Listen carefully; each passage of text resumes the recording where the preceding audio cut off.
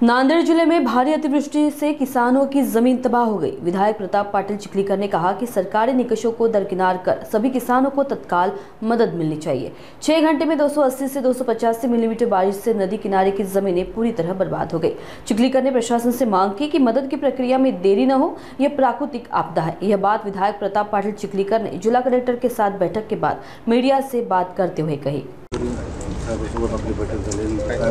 जिल्हाधिकारी महोदयांसोबत बैठक घेण्यामागचा उद्देश नांदेड जिल्ह्यामध्ये जी काय अतिवृष्टी झाली आणि 280, 284, 285 mm पाऊस 6 तासाच्या आत झाला। त्यामुळे 5-6 तासामध्ये होत्याचं नव्हतं निसर्गाने केलं।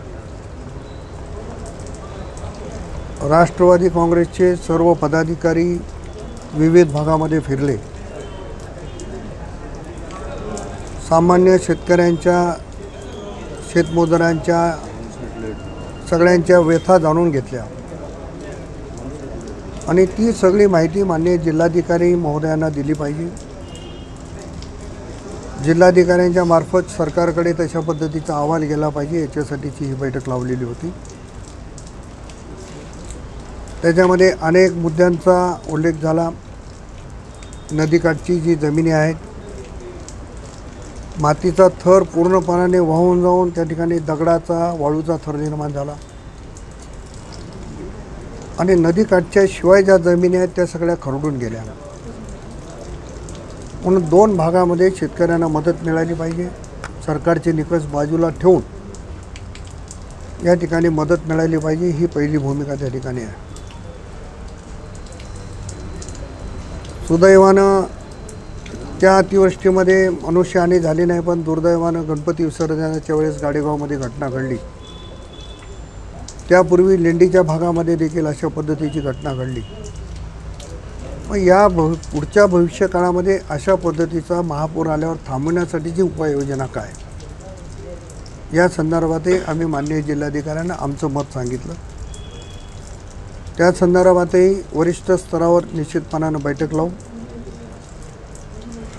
मी माननीय मुख्यमंत्री देवेंद्र फडणवीस साहेब, उपमुख्यमंत्री अजित पवार साहेब, कृषी मंत्री दत्तामामा भरणे, मदत पुनर्वसन मंत्री मकरंदाबा पाटील, महसूल मंत्री बावनकुळे साहेब, या सगळ्यांची परवा मुंबईत भेट घेतली आणि त्यांना स्वतंत्रपणे जिल्ह्याच्या वतीनं, जिल्हा राष्ट्रवादीच्या वतीनं निवेदन मी दिलेलं आहे। आता आमची CM साहेबाला आणि DCM साहेबांना विनंती एवढीच आहे की सगळ्या या संबंधित मंत्र्याची एक बैठक एकत्रित करून त्या सगळ्या विभागाच्या मार्फत ज्या काही मदती देता येतात त्या द्याव्यात आणि माननीय मुख्यमंत्री महोदय याच्यासाठी अनुकूल देखील आहेत। त्याही भयानक अवस्था नांदेड जिल्ह्यामध्ये झाली। 6 तासामध्ये सगळ्याचे संसार उघड्यावर आणणारा पाऊस या ठिकाणी झाला। त्याच्यामुळे याचं गांभीर्य लक्षात घेऊन तातडीनं मदत दिली पाहिजे। आपण बघितलं की अनेक रस्ते बंद होते, अनेक पुलं बंद होती, अनेक ठिकाणी वाहतूक बंद होती। आजही काही गावामध्ये विद्यार्थ्यांना शाळेत जाता येत नाही अशी परिस्थिती आहे। रस्त्याचं, नाल्यांचं फार मोठ्या प्रमाणावर नुकसान झाले, ते देखील तातडीनं सुरू झाले पाहिजे। जिल्हा परिषदेकडे जे रस्ते आहेत, दुर्दैवानं जिल्हा परिषदेच्या यंत्रणेवर त्यांच्याकडे निधी नसल्यामुळं कोणी त्यांचं सांगून काम ऐकत नाही किंवा त्यांच्या याच्यावर विश्वास नाही। त्यामुळे तात्काळ त्यांना निधी उपलब्ध करून दिला पाहिजे। अशा पद्धतीच्या अनेक मागण्या, ज्या लोकांची घरं पाण्यामध्ये बुडाली आणि जी सातत्यानं पाण्यामध्ये जातात अशा पद्धतीच्या लोकांना यादी मागून त्यांना विशेष बाब म्हणून घरकुल आणि घरकुल देखील शासनानं जागा उपलब्ध करून दिली पाहिजे। कारण वारंवार आपण तिथं द्यायचं, त्याच्यात परत पाणी जायचं आणि ते पडायचं, आणि ही बाब जिल्हाधिकाऱ्यांना पटली।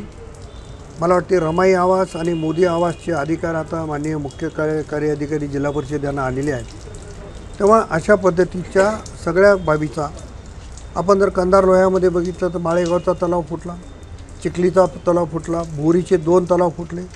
दुर्दैवानं त्या तलावाच्या खाली गाव नव्हतं। गाव असतं तर गाव वाहून जाईल अशी परिस्थिती होती, पण शेकडो एकर जमीन वाहून गेली, अनेकांची जनावरं वाहून गेली। विशेष बाब म्हणजे ज्यांची जनावरं वाहून गेली पण सापडली नाही, अशा लोकांना आपण निधी द्यायची तरतूद नाही। मग ती बाब देखील आपण शोधली पाहिजे।